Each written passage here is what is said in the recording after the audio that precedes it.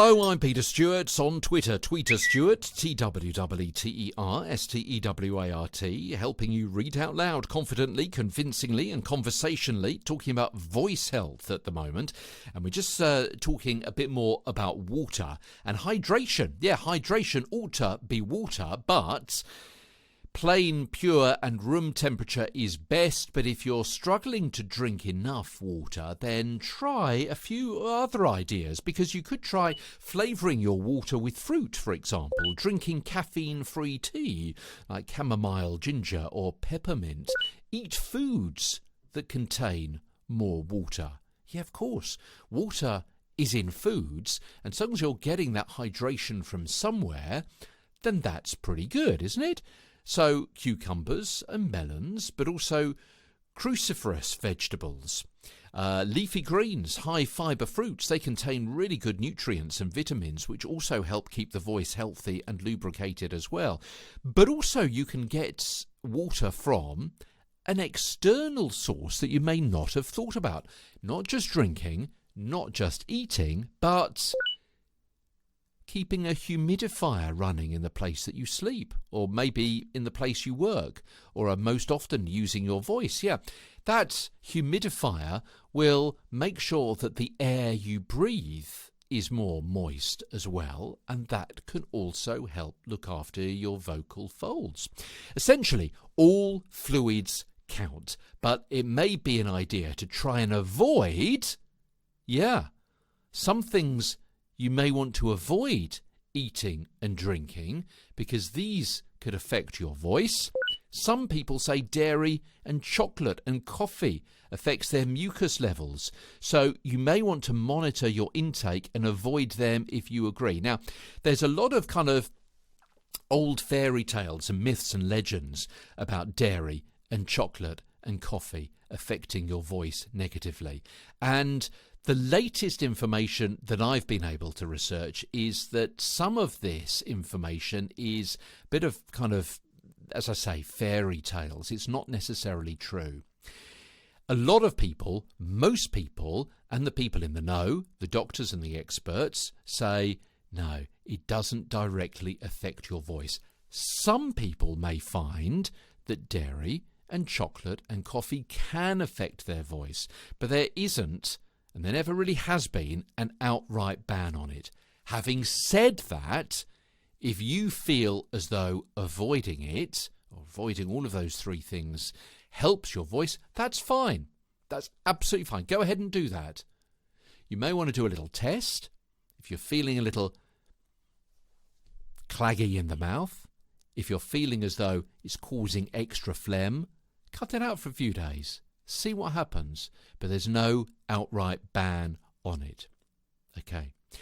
You also may want to try and avoid drinks from machines. Essentially, I'm talking cold and fizzy or hot and caffeinated. Carbonated drinks will have the obvious result of causing burps. They may also affect breath support as well. If you've got a bit of those bubbles sitting in your stomach, and you've got a bit of a problem there with maybe a burp that may not quite come out, that's going to affect your breath support, yeah? And as I say, drinking caffeine, say in coffee, may increase your heart rate, may make you more nervous. You may have difficulty concentrating on the script. You may speak too fast. Caffeine can also speed up the production of extra thick phlegm. In some people, that may mean you spend more time swallowing hard or coughing. And as I say a few moments ago, a widely held view that coffee will dehydrate you is now thought not to be accurate, although it may affect some people in that way. So just kind of keep an eye on things. It's probably okay to drink a few cups a day. More than that, just keep an eye on things, really. See how it affects you mentally, physically, vocally.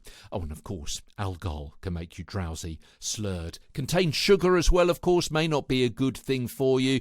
And also, fancy turning up to a studio session smelling of drink, probably not a good image for you.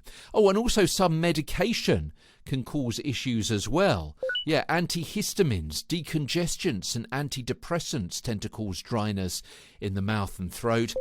an over-the-counter local anaesthetic medication, mentioned this before, for the throat creates numbness, and that reduces your ability to know if you're damaging your voice further.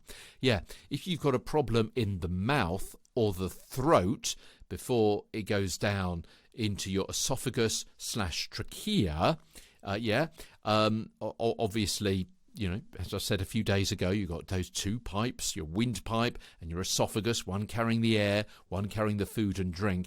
But if you've got a soreness down before your vocal tract splits, and you're taking self-medication over the counter, maybe a cough medicine or something like that, maybe because of a sore throat at the back of your throat, sore mouth, something like that, and it's got antiseptic qualities in, well, you're only kind of really masking the problem, aren't you?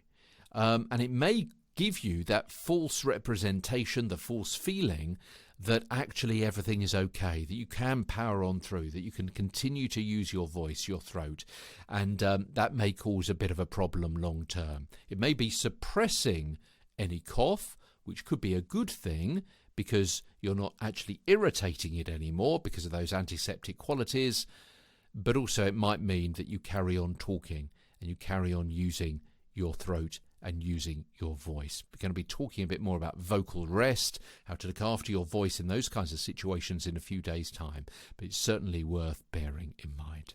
Okay, tomorrow, still with the theme of hydration, why thirst is unreliable as a warning system.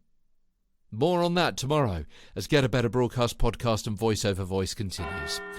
Okay, the bells from London. I'm Peter Stewart.